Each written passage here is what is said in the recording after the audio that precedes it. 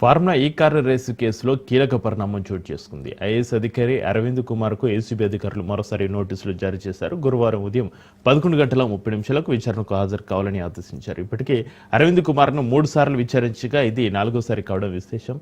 కాగా బీఆర్ఎస్ హయాంలో ఫార్ములా ఈ కారు రేసును అత్యంత ప్రతిష్టాత్మకంగా నిర్వహించారు.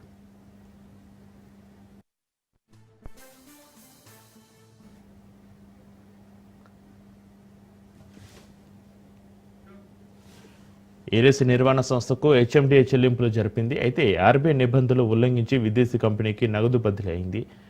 దాదాపు 55 కోట్లు దుర్వినియోగం జరిగినట్లు ఏసీబీ కేసు నమోదు చేసింది. ఈ కేసులో ముగ్గురిపై ఏసీబీ ఎఫ్ఐఆర్ నమోదు చేసింది.